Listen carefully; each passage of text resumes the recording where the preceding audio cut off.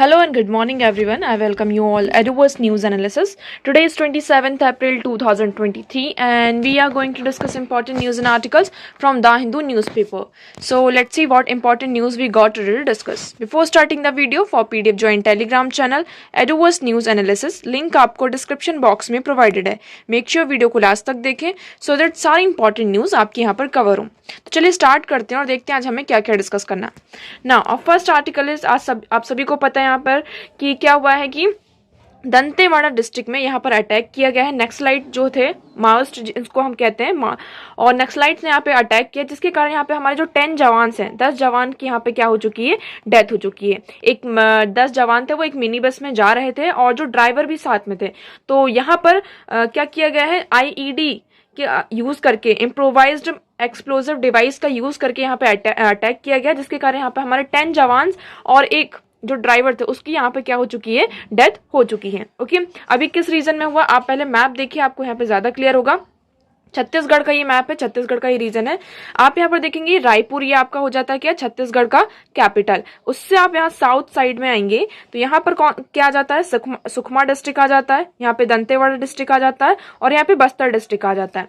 ये जो रीजन है, ये जो साउथ रीजन है छत्तीसगढ़ का, यहाँ पर हमेशा क्या होते रहते हैं, ये जो नक्सलाइट मूवमेंट्स है, इस तरीके के जो इंसिडेंट्स है वो हमेशा यहाँ पर होते रहते हैं. तो आप यहाँ पे देखिए सुकमा डिस्ट्रिक्ट में भी हमने यहाँ पर देखा था कि सुकमा डिस्ट्रिक्ट से आप थोड़ा सा ऊपर जाएंगे, यहाँ पे आपको मिलेगा क्या, दंतेवाड़ा डिस्ट्रिक्ट. तो दंतेवाड़ा डिस्ट्रिक्ट में यहाँ पर क्या हुआ, ये अटैक हुआ है. आप इसको रिलेट कर सकते हैं किससे, इंटरनल सिक्योरिटी से.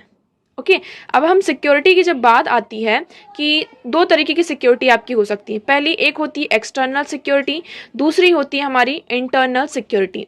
एक्सटर्नल सिक्योरिटी की अगर हम बात करते हैं तो एक्सटर्नल सिक्योरिटी मतलब जो एक्सटर्नल फैक्टर्स के से हमें क्या करना है, अपने आप को सिक्योर करना है. फॉर एग्जाम्पल अगर अटैक हो रहे हैं किसी फॉरेन एंटिटीज के थ्रू, अटैक किसके थ्रू हो रहे हैं, जो कोई फॉरेन नेशन है, फॉरेन एंटिटीज है. फॉर एग्जांपल आप कह सकते हैं पाकिस्तान से अटैक हो रहा है, चाइना के थ्रू अटैक हो रहा है, रशिया से अटैक हो रहा है, या फिर कोई भी XYZ यहाँ पे जो कंपनी है, आप नेशंस हैं, उनके थ्रू क्या हो रहा है, यहाँ पर अटैक हो रहा है. उनसे हमें कैसे सिक्योर करना है, वो हो जाता है हमारा एक्सटर्नल सिक्योरिटी. इंटरनल सिक्योरिटी भी हमारे लिए बहुत बड़ा कंसर्न बना हुआ है. एंड इंटरनल सिक्योरिटी मतलब कि आपके स्टेट के अंदर या आप नेशन के अंदर ही क्या है, सबसे बड़ा क्या हो रहा है, अटैक हो रहे हैं. अगर हम इंटरनल सिक्योरिटी की बात करते हैं तो जो वेरियस रीजन्स होते हैं वहां पर वेरियस मूवमेंट्स होते हैं. अब इंटरनल सिक्योरिटी में सबसे बड़ा ये रीजन आ जाता है कि जैसे कि आप देखेंगे कहाँ कहाँ पर इंटरनल सिक्योरिटी हमारे सबसे बड़ा, जम्मू एंड कश्मीर में आप देखेंगे अलगाववाद. ओके, आप पंजाब हरियाणा साइड देखेंगे, यहाँ पर क्या खालिस्तानी मूवमेंट कितना ज़्यादा चला था. स्टिल अभी भी खालिस्तान जो मूवमेंट है वो चल रहा है. आप यहाँ पे नॉर्थ ईस्ट रीजन में जाएंगे, वहाँ पर इंसर्जेंसी ये बहुत ज़्यादा चला हुआ है. और अगर हम इस रीजन में आते हैं, छत्तीसगढ़, बिहार, झारखंड, ये जो हमारा पूरा रीजन है, झारखंड, बिहार, यहाँ भी क्या है, जो ये माओइस्ट है, नक्सलाइट्स है, उनका यहाँ पे बहुत बड़ा क्या होता है, हमारे लिए कंसर्न बना हुआ है. इनको हम नक्सलाइट के साथ साथ और क्या कहते हैं, लेफ्ट विंग एक्सट्रीमिस्ट्स भी इनको कहा जाता है. ओके, अब हमारे लिए यहाँ पे क्या है, इंटरनल सिक्योरिटी है. नक्सलाइट की अगर हम बात करते हैं तो देखिए ये हमारे लिए इंपॉर्टेंट, नक्सलाइट ये जो वर्ड है वो कहाँ से आता है, वेस्ट बंगाल में एक नक्सलबारी विलेज है, वहां से क्या हुआ था, ये जो मूवमेंट है वो स्टार्ट हुआ था. तो वहीं से ये वर्ड जो है नक्सलिज्म यहाँ पे डिराइव किया जाता है. इनकी जो आइडियोलॉजी है वो किससे यहाँ पर इन्फ्लुएंस है, माओइस्ट से. माओइस्ट कौन थे, जो चाइना के यहाँ पर एक लीडर थे. इनका जो मेन एम तरीके से ये होता है कि हमें जो गवर्नमेंट है उसे ओवरथ्रो करना है. क्या करना है, गवर्नमेंट को ओवरथ्रो करना है. अब आपको यहाँ पे समझना है कि गवर्नमेंट के अगेंस्ट में होना और गवर्नमेंट को ओवरथ्रो करना, these two are different things, है ना. ये दोनों क्या है, ये दोनों ही अलग अलग चीज है. गवर्नमेंट के अगेंस्ट में होना इट मीन्स आप यहाँ पर क्या कर रहे हैं, जैसे कि कोई भी पॉलिटिकल, बहुत सारी पॉलिटिकल पार्टीज हैं एक दूसरे के अगेंस्ट में होती हैं, वहां पर हम क्या यूज करते हैं, इलेक्टोरल प्रोसेस का यूज करते हैं. इलेक्शन के थ्रू हम एक गवर्नमेंट यहाँ पर उसको हराते हैं, उसके अगेंस्ट में आते हैं. ओवरथ्रो करना मतलब जो पूरी गवर्नमेंट है उसको यहाँ से एक तरीके से तख्ता पलट करना, आप ऐसा कह सकते हैं. तो यहाँ पर क्या हो जाता है कि ओवरथ्रो करना, गवर्नमेंट को यहाँ से हटा देना, उनको गवर्नमेंट अच्छी ही नहीं लग रही हो, तो इसलिए वो क्या यूज करते हैं, यहाँ पे ज्यादातर वायलेंस जो मीन्स है, वायलेंस मीन्स का यूज किया जाता है गवर्नमेंट को ओवरथ्रो करने के लिए. ओके, तो अब यहाँ पर हमें क्या देखने को मिल रहा है कि अब इसके बहुत सारे रीजंस है कि ये लोग ऐसा करते क्यों हैं, नक्सलिज्म जो है इतना ज़्यादा बढ़ क्यों रहा है, ये जो वायलेंस है इस तरीके क्यों करते हैं. तो आप यहाँ पर इन एरियाज में देखेंगे, जैसे कि हमने यहाँ पे देखा कि वेस्ट बंगाल के साइड से ये नक्सलबारी जो विलेज था वहाँ से स्टार्ट हुई सारी चीज़ें. छत्तीसगढ़, झारखंड और ये जो बिहार रीजन है, आपको यहाँ पर ट्राइबल पीपल्स बहुत ज़्यादा मिलेंगे, है ना। यहाँ पे ट्राइबल जो कम्युनिटी के पीपल हैं बहुत ज़्यादा यहाँ पर मिलते हैं। अभी जो इन एरियाज़ में क्या होता है कि जब हम डेवलपमेंट करते हैं, ठीक है, बहुत सारी चीज़ें होती हैं, तो ट्राइबल डिसकंटेंट होता है, lack of livelihood, governance related issues होते हैं, जिसके कारण मतलब एक तरीके से वो पूरी कम्युनिटी को, कुछ लोग यहाँ पर आ गए, उनके माइंड में अब ये है कि हमें, फॉर एग्जांपल यहाँ पे 10 लोगों का पूरा ग्रुप है, अब यहाँ पे उनके माइंड में ये है कि हमें क्या करना, गवर्नमेंट को ओवरथ्रो करना है। क्यों? क्योंकि हमारे जो राइट्स हैं हमें यहाँ पर नहीं मिल रहे हैं। तो यहाँ पर वो गवर्नमेंट के अगेंस्ट में नहीं होते, वो गवर्नमेंट को ओवरथ्रो करने की बात करते हैं। इसलिए वो क्या करते हैं, जो वॉयलेंस मीन्स है उसका यहाँ पर यूज करते हैं, जिससे हम क्या करें, गवर्नमेंट को ओवरथ्रो कर दें। ओके, अब फिर वो क्या करते हैं, धीरे धीरे जो पूरा एरिया है वहाँ भी जो अपना ये थॉट है, जो आइडियोलॉजी है, उसको यहाँ पे स्प्रेड करना स्टार्ट करते हैं। अब इंटरनल सिक्योरिटी हमारे लिए सब, एक्सटर्नल सिक्योरिटी से तो एक बार हमें पता भी चल जाता है कि हाँ हमारे पास ये हमारे एनिमीज हैं, हमने इससे कैसे सेफ रखना है, अपने आप को कैसे सिक्योर करना है। बट इंटरनल सिक्योरिटी हमारे लिए बहुत बड़ा कंसर्न बन जाती है। क्यों? क्योंकि हमारे अगेंस्ट में कौन है हम उसको ही नहीं पहचान पाते। यहाँ पर लोकल कम्युनिटी भी क्या होती है, इन्वॉल्व होती है। आप कोई भी विलेज में जाएंगे, आप इस एरिया में मतलब कि आप देखेंगे कि आप किसी पर भी मतलब ट्रस्ट नहीं कर सकते हैं। ओके, तो यहाँ पे इंटरनल सिक्योरिटी हमारे लिए बहुत बड़ा क्या बन जाता है, एक इशू बन जाता है। ओके, तो आई होप आपको ये पूरा आर्टिकल यहाँ पे क्लियर होगा। इससे रिलेटेड हम देखेंगे, देखिए अभी यहाँ पर जो इंसिडेंट हुआ है इसमें 10 जवान्स की यहाँ पे डेथ हो चुकी है और ये पूरा होता है। इससे पहले यहाँ पर हमने क्या देखा था, फरवरी की बात है, फरवरी में जो ये हम यहाँ पर देखेंगे जो बस्तर रीजन है, बस्तर रीजन में यहाँ पे कुछ डेवलपमेंट प्रोग्राम किए जा रहे थे, जिसके कारण जहाँ पर जब इस रीजन में कुछ भी ऐसा जब डेवलपमेंट प्रोग्राम होता है तो वहाँ पर जो सिक्योरिटी फोर्सेस है उनको यहाँ पे डिप्लॉय किया जाता है। क्यों? क्योंकि आप सभी को पता है नक्सलाइट एरियाज है, यहाँ पर अगर हम कुछ डेवलपमेंट कर रहे हैं तो जो कम्युनिटी है, जो नक्सलाइट्स हैं, वो क्या कर सकते हैं, यहाँ पे अटैक कर सकते हैं। तो इसलिए यहाँ पर देखा था, जिसके कारण 75 जो जवान थे उनकी यहाँ पे क्या हो चुकी थी, किलिंग, मतलब उनकी यहाँ पर डेथ की गई थी। ओके, अब देखिए इसके रीजंस क्या क्या हमने डिस्कस कर लिए कि किस रीजंस के कारण ये क्या करते हैं, अटैक करते हैं। इसके इम्पैक्ट भी क्या है, इम्पैक्ट की बात करें कि ये जो नक्सलिज्म है इसके क्या क्या इम्पैक्ट हो सकते हैं। सबसे बड़ा इम्पैक्ट, जैसे कि हम इस एरिया में जब हम डेवलपमेंट नहीं हो पाता है, डेवलपमेंट करने गए और जो कम्युनिटी है वो उसके अगेंस्ट में हो गई और उन्होंने क्या कर दिया, वायलेंस कर दिया, है ना, अटैक कर दिया हमारे ऊपर। तो इससे क्या होता है, डेवलपमेंट नहीं हो पाता, उस रीजन में डेवलपमेंट नहीं होता। अब देखिए किसी भी वायलेंस, किसी भी अटैक, वायलेंस, किसी भी चीज़ का सॉल्यूशन नहीं होता है। हम यहाँ पर किसी भी चीज़ का सॉल्यूशन निकालना है तो हम डायलॉग्स के थ्रू क्या कर सकते हैं, सॉल्यूशन निकालने की बात करते हैं। बट हमें क्या देखने को मिलता है कि यहाँ पर हमारे बीच में क्या होता है, एक डायलॉग एस्टैब्लिश नहीं होता है, बातचीत नहीं होती, जिसके कारण हम यहाँ पर जो सॉल्यूशन है, मेन सॉल्यूशन, उसको यहाँ पर नहीं निकाल सकते। अब यहाँ पर गवर्नमेंट भी क्या करती है, बहुत सारे प्रोग्राम लेकर आती है, जैसे कि आपको पता है क्लीन आउट करना, क्लीन करना, जो पूरा रीजन है। लेकिन हम पूरे रीजन में से, रीजन जो है उसमें से जितने भी लोग हैं उनको तो यहाँ पर क्लीन आउट नहीं कर सकते हैं, है ना। आप अब कौन हमारे अगेंस्ट में है, कौन अगेंस्ट में नहीं है, वो हमें नहीं पता होता। कुछ ग्रुप्स के बारे में हाँ हमें पता है कि हाँ ये हमारे अगेंस्ट में है, बट पूरी तरीके से, क्योंकि इसमें लोकल कम्युनिटी भी क्या होती है, इवॉल्व होती है। तो हम ये जो क्लीन चिट की बात करते हैं, पूरा ग्रीन क्लीन करना है, हम पूरी तरीके से जो रीजन है उसको क्लीन नहीं कर सकते हैं। तो इस टाइम पे जो ये इंटरनल सिक्योरिटी है हमारे लिए बहुत बड़ा क्या बना हुआ है, इशू बना हुआ है।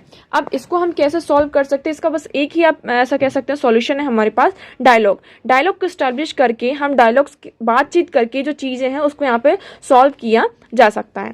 तो आई होप आपको ये पूरा आर्टिकल यहाँ पर क्लियर होगा। नेक्स्ट मूव करते हैं।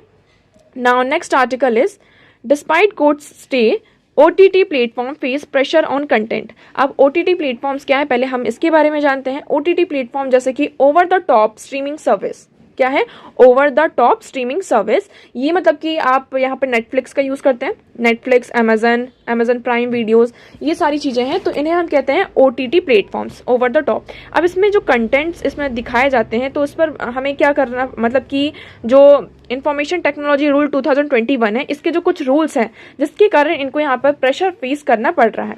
आप देखेंगे in February 2022 it told streaming platform to ensure that details of grievances officers are made publicly available on their websites. यहाँ पर जो IT रूल आता है, उन्होंने ये कहा जो प्लेटफॉर्म्स हैं वो क्या करें, यहाँ पे अगर किसी भी जो आपके यहाँ पे कस्टमर्स हैं, है ना, वो यहाँ पर अगर कोई उनको ग्रीवेंस है तो उससे रिलेटेड यहाँ पे जो पूरी डिटेल है, जो ग्रीवेंस ऑफिसर है यहाँ पे आप इसको पब्लिकली अवेलेबल बनाइए वेबसाइट पे, और उसकी जो पूरी डिटेल्स है वो यहाँ पे इंश्योर करिए कि वो सामने वाले पर्सन को यहाँ पर मिले। On March 24, 2023, it told platform to exercise abundant precautions in ensuring that films and web series do not fall the code of ethics that laid out the IT rules। अब यहाँ पे हमने अभी इसके बारे में डिस्कस किया था, मार्च की ही बात है ये, हमने इस आर्टिकल को, ये आया था OTT प्लेटफॉर्म से रिलेटेड, इसको हमने बहुत अच्छे से डिस्कस किया था।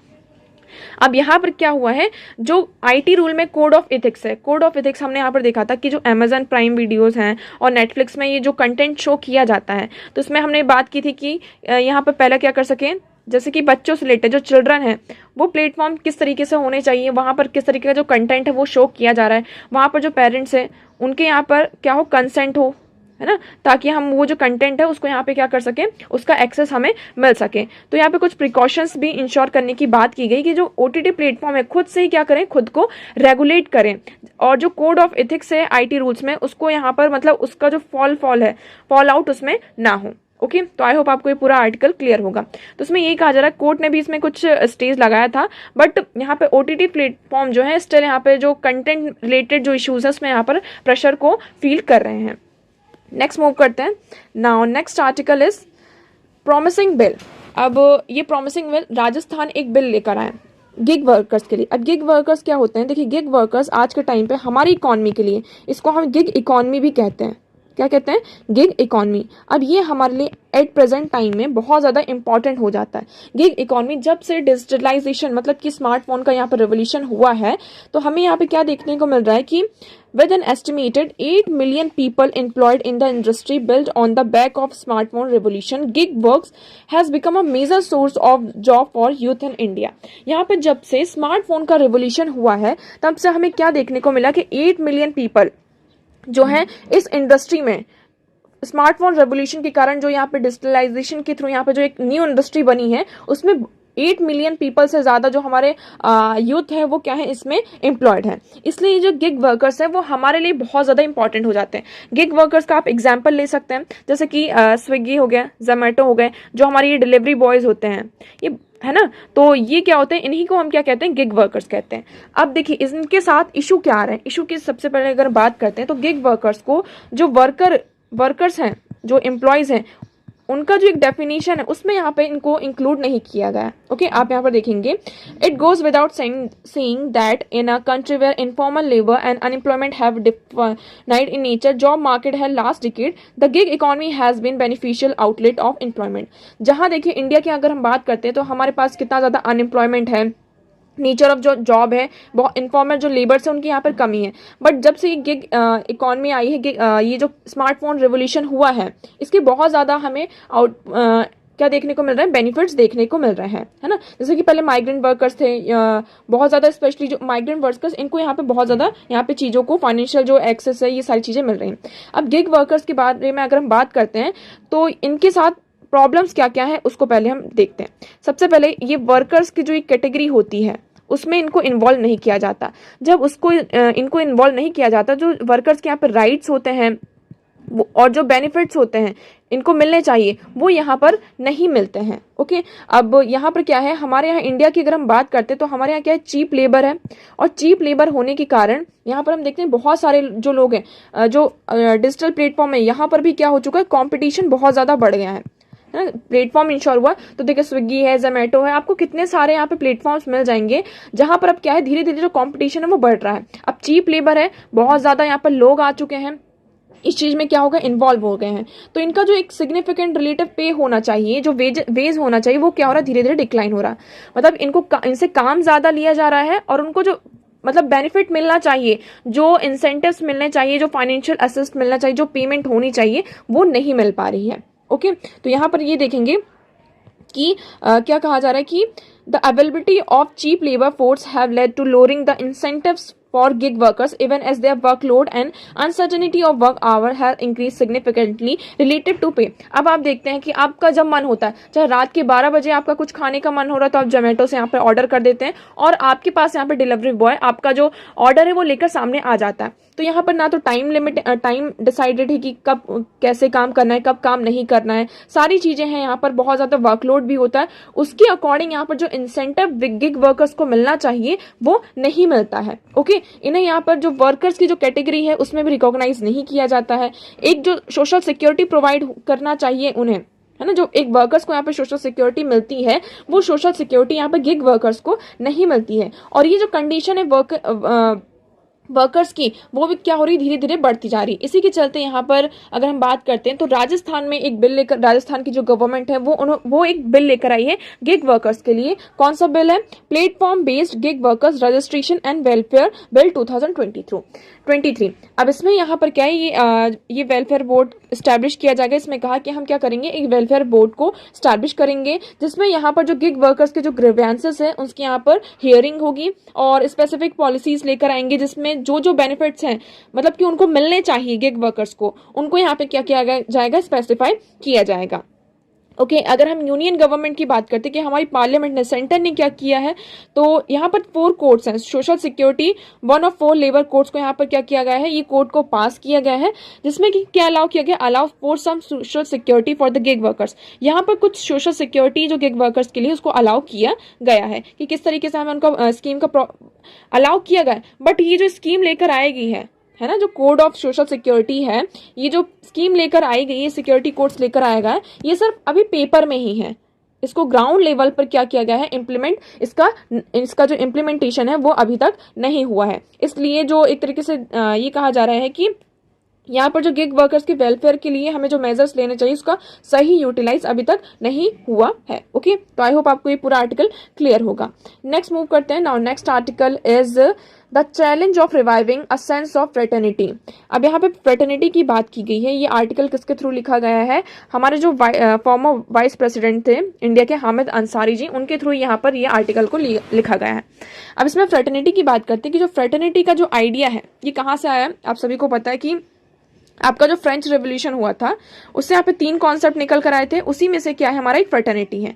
ओके, तो अगर हम इंडिया की बात करते हैं तो जो हमारा इंडियन कॉन्स्टिट्यूशन है वो किससे निकल कर आया है, कॉन्स्टिट्यूएंट असेंबली से। देखिए कुछ यहाँ पर फैक्ट्स आपके आ गए हैं, तो आप इनको यहाँ पर एक तरीके से याद मेमोराइज कर सकते हैं, इसको इंक्लूड कर सकते हैं, एक रिवीजन ही होगा आपका। तो कॉन्स्टिट्यूएंट असेंबली से हमारा जो कॉन्स्टिट्यूशन है, कॉन्स्टिट्यूशन ऑफ इंडिया, वो ड्राफ्ट हुआ है। अगर हम प्रपोज करते हैं कि हम कॉन्स्टिट्यूएंट असेंबली का ये जो पूरा आइडिया था वो कौन लेकर आया था, 1934 में जो एम.एन. रॉय है ना, एक कम्युनिस्ट मूवमेंट इंडिया में उन्होंने एडवोकेट किया। उन्होंने वो मतलब एक तरीके से रेडिकल जो डेमोक्रेसी है इसके आइडिया में थे।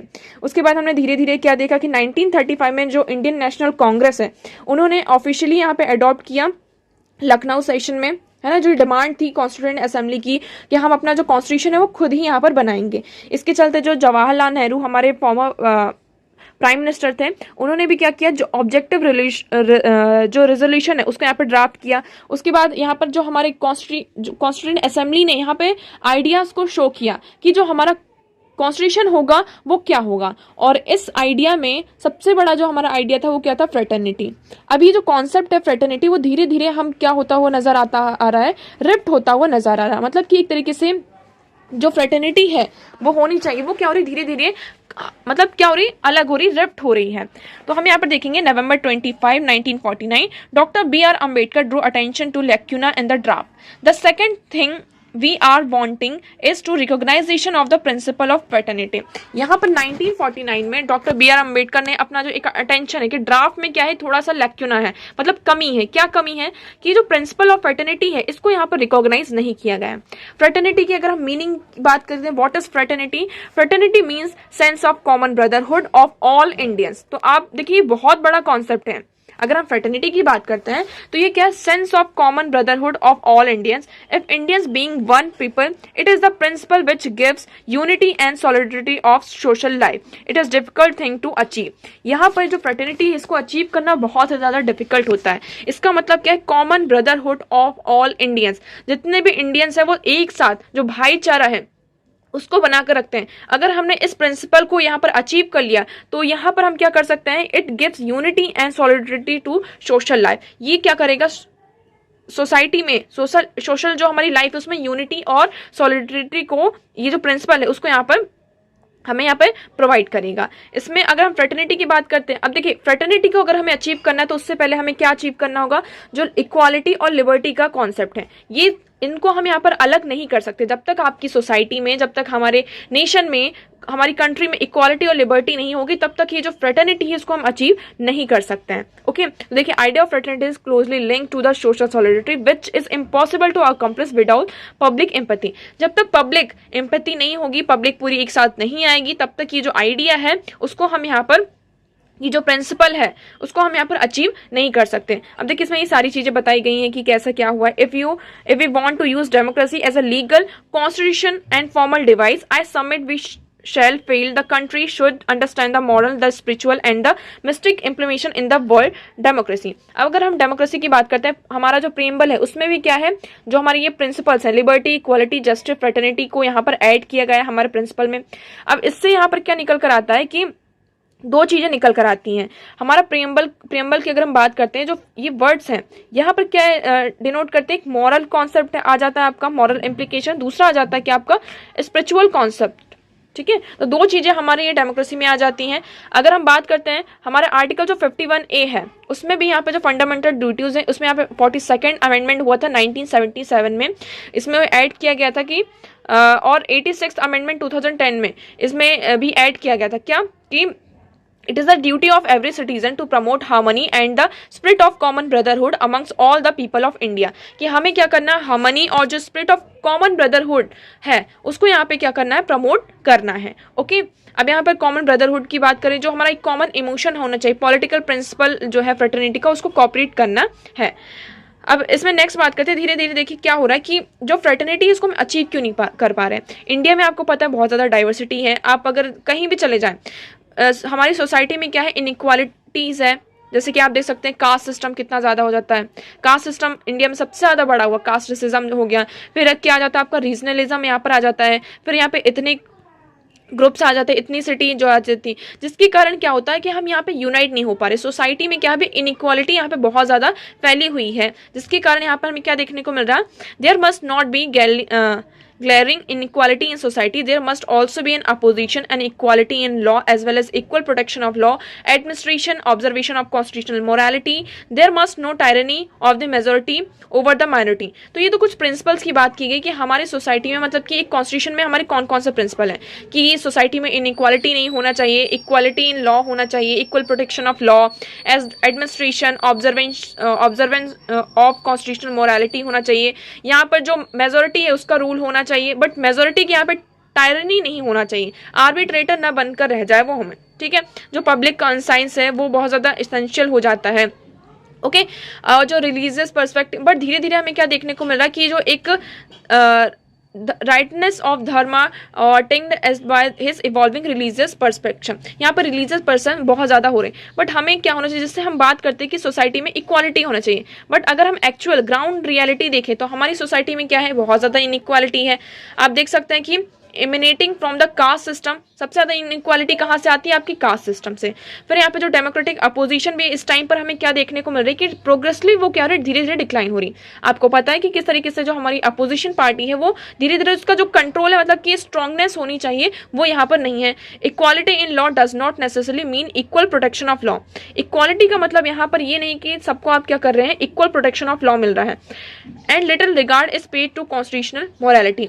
Each of Gandhiji 7 social sense inscribed in a table of Rajghat seems to hold good in functioning of the polity। Okay, तो अब देखिए ये जो वर्चू है, इंडिया इज क्या है, एक existential reality of one immense diversity. India की अगर हम बात करते हैं, जब भी इंडिया का नाम आता है तो हमारे माइंड में सबसे पहले क्या आता है, डाइवर्सिटी आती है ना। और इस डाइवर्सिटी में भी क्या है, इंडिया क्या है, यूनाइट है। ओके, इसीलिए ये जो फ्रेटर्निटी का कॉन्सेप्ट है, अगर हमें इसको आगे बढ़ाना है तो हमें फ्रेटर्निटी को क्या करना होगा, जो रिफ्ट हो रही है, जो आइडिया है उसको यहाँ पे हमें अचीव करना, तो सबसे पहले हमारी सोसाइटी में क्या आना चाहिए, इक्वालिटी आना चाहिए। ओके, अब without imputing infallibility a sense of fraternity as an essential virtue is thus unavoidable.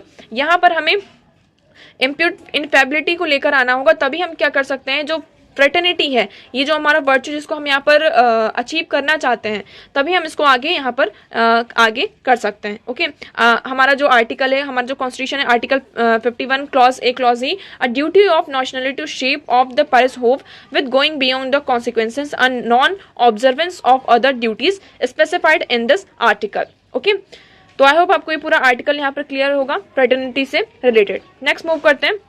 Now next article is the distribution and utilization of water bodies in India। ये फर्स्ट टाइम इंडिया में सर्वे हुआ है कि कहाँ पर कितना ज़्यादा वाटर है, कितना ज़्यादा वाटर अवेलेबल है, और उसका यहाँ पर डिस्ट्रीब्यूशन कैसा है और उसका यूटिलाइजेशन कैसे किया जा रहा है, मतलब कि किस स्टेट में वाटर का यूटिलाइज किस में किया जा रहा है, इरिगेशन में किया जा रहा है कि आपकी जो फिश फार्मिंग है उसमें किया जा रहा है। ओके, तो यहाँ पर आप देखेंगे मिनिस्ट्री ऑफ जल शक्ति के थ्रू यहाँ पे फर्स्ट टाइम यहाँ पे वाटर जो बॉडीज है उसका यहाँ पे सेंसस किया गया है। इसमें यहाँ पे टोटल 24,24,540 जो वाटर बॉडीज है इंडिया में, उनको यहाँ पे आइडेंटिफाई किया गया है। इसमें जो नेचुरल और जो मैनमेड वाटर बॉडीज है, इसमें सारी जो बॉडीज है उनको यहाँ पे इंक्लूड किया गया है। आप यहाँ पर देखेंगे सबसे ज़्यादा यहाँ पर किस में यूज़ किया जाता है कि हमने यहाँ पे देखा कि irrigation, industry, fish farming, domestic use, recreational, religious activities, ground water recharge, ये जो पर्पजेस है इनके लिए क्या किया जाता है, वाटर का यूज सबसे ज्यादा किया जाता है। अब यहाँ पे आप चार्ट में देखेंगे जो पॉन्ड्स हैं, पॉन्ड्स में यहाँ पर हम देखेंगे it comprises 59.5% of water. Okay, points में सबसे ज्यादा आपको देखने को मिलता है। उसके बाद यहाँ पे टैंक्स हैं, फिर रिजर्वॉयर्स हैं, उसके बाद वाटर कंजर्वेशन जो प्रोजेक्ट्स हैं उनके थ्रू हम क्या करते हैं, जो वाटर है, वाटर बॉडीज अक्रॉस इंडिया बताया जा रहा है। अदर्स की बात करते हैं तो 2.5% और लेक्स में 0.9% यहाँ पे वाटर बॉडीज हैं जिसका यहाँ पे यूज किया जाता है। वेस्ट बंगाल की बात करते हैं, यहाँ पे देखिए West Bengal boasts the highest number of ponds and reservoirs. West Bengal में सबसे ज्यादा यहाँ पर क्या है, आपको पॉन्ड्स देखने को मिलेंगे। उसके बाद तमिलनाडु में टैंक्स, और यहाँ पे Maharashtra lead the term of water conservation initiative. Maharashtra यहाँ पे लीड कर रहा है जिसमें सबसे ज्यादा जो वाटर कंजर्वेशन प्रोग्राम से इनिशिएटिव्स हैं वो लिए जा रहे हैं। ओके, यहाँ पे हमने क्या देखा कि अप्रॉक्सीमेटली हर स्कीम में वो किया जा रहा है। अब इसमें कि कहाँ पर कितना ज़्यादा वाटर का यूज़ किया जा रहा है, तो देखिए 55% डेडिकेट टू फिश फार्मिंग। यहाँ पर हम देख रहे हैं कि फिश फार्मिंग के लिए सबसे ज़्यादा किया जा रहा है किसका, वाटर का यूज़।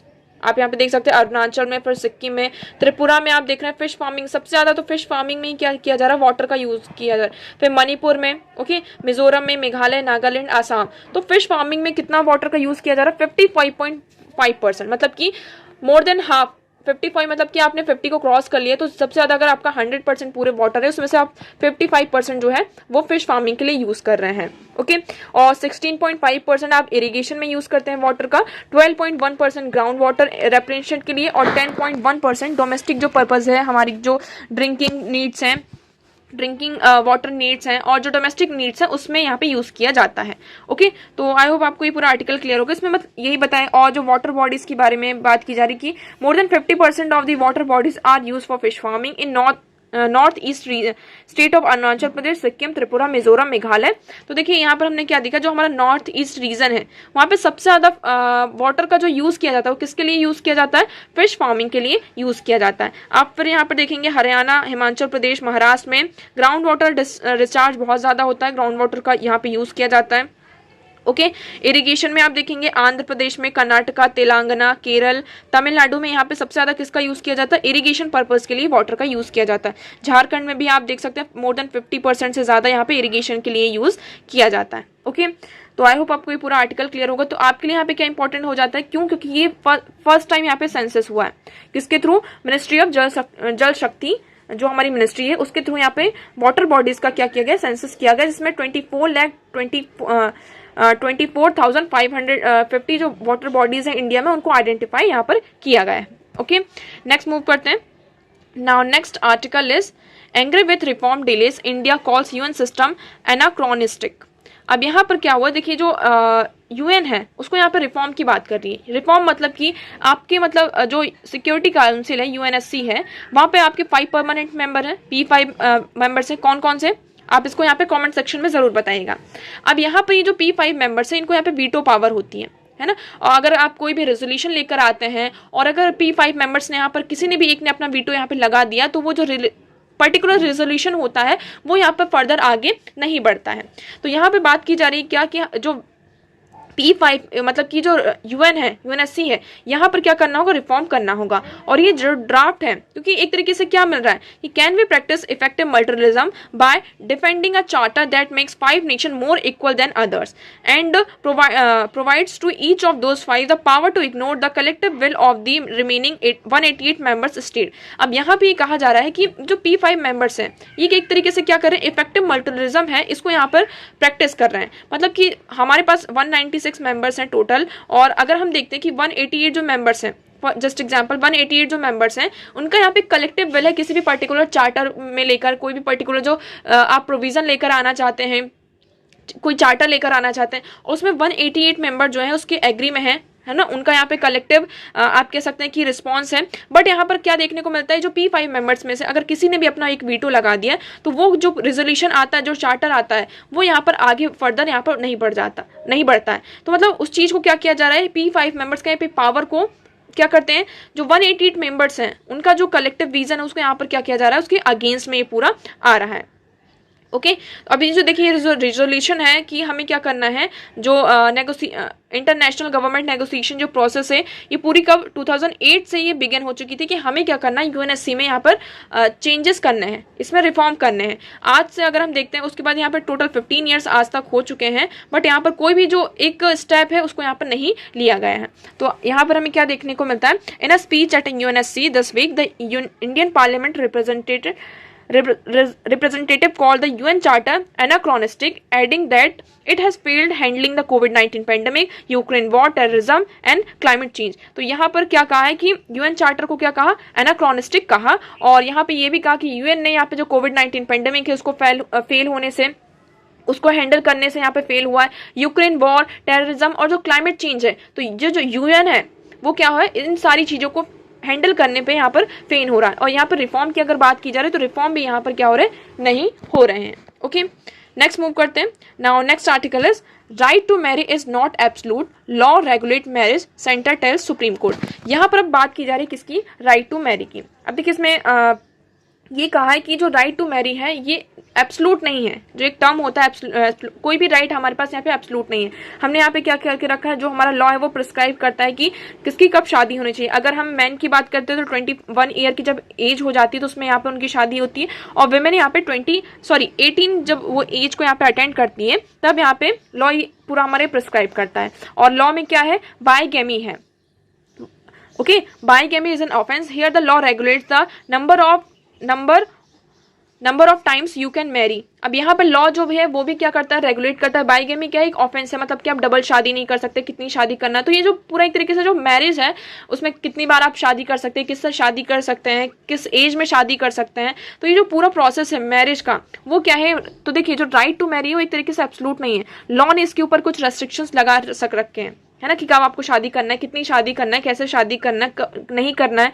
डाइवोर्स के भी यहाँ पे क्या कुछ प्रोविजंस है। तो यहाँ पर ये कहा कि जो रेगुलेट है, मैरिज को रेगुलेट करना, उसके लिए यहाँ पे लॉ लेकर आना चाहिए, पार्लियामेंट का काम होना चाहिए, ना कि सुप्रीम कोर्ट का। सुप्रीम कोर्ट के ज्यूरिडिक्शन के थ्रू सुप्रीम कोर्ट यहाँ पर एक तरीके से आप क्या जो सुपर यहाँ पे लेजिस्लेशन बनने की बात हो रही है। आप यहाँ पे एक वर्ड कहा, जो लॉ ऑफिसर है उन्होंने कहा है कि सुप्रीम कोर्ट एक तरीके से सुपर लेजिस्लेशन बनने की यहाँ पे बात हो रही, तो यहाँ पर नहीं होगा। जो ये सारा जो मैरिज का जो कॉन्सेप्ट है, ये पार्लियामेंट में इसका पूरा डिबेट और डिस्कशन होना चाहिए कि जो सेम सेक्स मैरिज है इसको यहाँ पे लीगलाइज करना है या नहीं लीगलाइज करना है। ओके, यहाँ पर देखिए अब जो ट्रांसजेंडर की अगर हम बात करते हैं तो उनको यहाँ पे प्रोटेक्शन प्रोवाइड किया गया। Transgender person protection of rights act 2019 was a parliament response to decriminalisation of homosexuality by the Supreme Court in 2018। यहाँ पर 2018 में जो होमोसेक्सुअलिटी को डिक्रिमिनलाइज किया गया था, तो इसकी रिस्पॉन्स में ही पार्लियामेंट ने क्या किया था, transgender person protection of rights act 2019 लेकर आया गया था, जिसमें यहाँ पर उनको सारे राइट्स प्रोवाइड किए जा रहे थे। अब देखिए यहाँ पर लार्जेस्ट जो स्पेक्ट्रम है LGBTQIA+ जो कम्युनिटी है, अब यहाँ पे प्लस क्या लगाया गया है, प्लस का मीन्स यहाँ पर हमें अगर स्पेक्ट्रम में देखते हैं तो 72 शेड्स यहाँ पर जो वेरिएशन है वो हमें यहाँ पे देखने को मिलते हैं, इसलिए हमने प्लस लगा दिया। इसका मतलब जितने भी यहाँ पे लोग हैं उस कम्युनिटी से, इसको यहाँ पे इन्वॉल्व किया गया है और उनको सारे राइट्स यहाँ पे प्रोवाइड किए गए हैं। तो इसमें इन्होंने कहा a mere judicial declaration recognising same sex marriage would not be enough, the fall out of such declaration would be too numerous and complex for the court. तो यहाँ पे क्या हो सकता है कि जुडिशियल डिक्लेरेशन से यहाँ पर सेम सेक्स मैरिज को रिकॉग्नाइज करना इनफ नहीं होगा। यहाँ पे जो रिलीजियस जो कंफर्मिटी हो रही है और भी जो रिलीजियस कम्युनिटीज़ हैं उनके भी यहाँ पे हमें ओपिनियन देखने होंगे। ओके, नेक्स्ट मूव करते हैं। Now next article is India intent to make health care affordable for whole world Modi. अब यहाँ पे क्या हुआ, 6th edition of one earth one health advantages health care India 2023 की यहाँ पे मीटिंग हुई है, वर्चुअल मीटिंग हुई है। और इस मीटिंग में यहाँ पे बात की जा रही है कि हमें यहाँ पे क्या करना है, वन हेल्थ वन वर्ल्ड मतलब कि जो हेल्थ है, हेल्थ की जो एक्सेस है, मतलब दुनिया में कहीं भी कोई भी आप कितनी भी दूर हो उसके यहाँ पे पर्सन को उसकी हेल्थ केयर के यहाँ पे क्या मिलनी चाहिए, एक्सेस मिलनी चाहिए। तो इसी के चलते यहाँ पे पूरा मैसेज प्रोवाइड किया गया कि lot of answers to stress and lifestyle distress is call for an integrated inclusive and institutional global response health care challenge. कोविड-19 पैंडेमिक ने यहाँ पे बहुत बड़ा जो हमने यहाँ पे देखा कि जो हेल्थ है, जो डिसीज़ होती हैं वो यहाँ पे बॉर्डर देख कर नहीं आती कि ये इंडिया है और ये यहाँ पे पाकिस्तान है, यहाँ पे चाइना है, यहाँ पे पाकिस्तान हो गया, आपका बांग्लादेश हो गया, नेपाल हो गया, तो और अदर कंट्रीज़ की भी आप बात कर लें तो यहाँ पे जो कोई भी डिसीज़ है, हमने पेंडेमिक को ही देखा तो पेंडेमिक यहाँ पे पूरे वर्ल्ड में स्प्रेड हुआ। उसने यहाँ पर ये नहीं देखा कि हमें इस कंट्री में नहीं जाना है या फिर उस कंट्री में नहीं जाना है। तो हेल्थ का जो एक्सेस होना चाहिए वो भी क्या होना चाहिए, उसमें जो बॉर्डर इशूज़ हैं वो यहाँ पर सामने नहीं आना चाहिए। तो हमने यहाँ पे क्या देखा, once in a century pandemic reminded the world of a number truth. It showed us that the deeply connected world border cannot stop threat to health. तो यहाँ पर उन्होंने ये शो किया कि आप जो डीपली बॉर्डर से कनेक्ट है वर्ल्ड, वो यहाँ पर क्या कर सकते हैं, जो हेल्थ के जो थ्रेट्स हैं उसको यहाँ पे स्टॉप नहीं कर सकते हैं। तो यहाँ पर क्या होना चाहिए, मेडिकल साइंस को यहाँ पे इतना ज़्यादा एडवांस होना चाहिए कि अगर कोई भी person, he said access must be assured to the last person at the last mile, यहाँ पर कोई कितना भी दूर हो उसको यहाँ पे हेल्थ की जो है एक्सेस यहाँ पर प्रोवाइड होनी चाहिए, मिलनी चाहिए। ओके, तो आई होप आपको क्लियर होगा। Next article is China pushes largest ever expansion of nuclear arm. अब यहाँ पे चाइना क्या कर रहा है, अपना जो न्यूक्लियर आर्म्स है उसको यहाँ पे उसका एक्सपेंशन कर रहा है। आप यहाँ पर देखेंगे China is pushing ahead with the largest ever expansion of its nuclear Arsenal, modernising the atomic deterrence with an eye on the any future conflict with United States। अब यहाँ पर मतलब कि हमको ऐसा लग रहा है कि यूएस के साथ यहाँ पर चाइना, एक तरीके से यूएस के साथ चाइना की क्या हो सकती है, कन्फ्लिक्ट हो सकती है। और उस कन्फ्लिक्ट से यहाँ पर उसको देखते हुए यहाँ पर चाइना क्या कर रहा है, जो अपना न्यूक्लियर आर्म्स है उसका यहाँ पर एक्सपेंशन कर रहा है। अगर हम प्रेजेंट की बात करते हैं तो चाइना यहाँ पर 350 न्यूक्लियर जो वॉर हेड्स है उसकी यहाँ पे स्टॉक बिल्ड करके रखा है। अब इसको वहाँ पर इंक्रीज करना चाहता है कितना, 1500 वॉर हेड्स बाय 2035 तक ये 1500 जो वॉर हेड्स है इसको यहाँ पे ग्रो करना चाहता है। China appear to no longer be satisfied with just few hundred nuclear weapons to ensure its security. यहाँ पे चाइना सेटिस्फाइड नहीं है कि उसके पास, हाँ ऑल्दो उसके पास यहाँ पे हंड्रेड्स ऑफ न्यूक्लियर वेपन्स हैं, but still he is not satisfied. और कि ये जो न्यूक्लियर वेपन्स है वो क्या कर सकते हैं, चाइना को यहाँ पे सिक्योरिटी प्रोवाइड कर सकते हैं। इसलिए यहाँ पे चाइना क्या कर रहा है, अपना जो न्यूक्लियर आर्म्स है उसका यहाँ पे एक्सपेंशन कर रहा है। ओके, तो देखिए आज हमारे लिए इतने ही आर्टिकल थे, जितने भी आर्टिकल्स थे हमने यहाँ पे डिस्कस कर लिया। आई होप आपको सारी चीजें क्लियर होंगी। वीडियो कैसा लगा कमेंट सेक्शन में जरूर बताइएगा और वीडियो को लाइक करना, चैनल को सब्सक्राइब करना ना भूलें। So that's for all today. Thank you so much for discussion.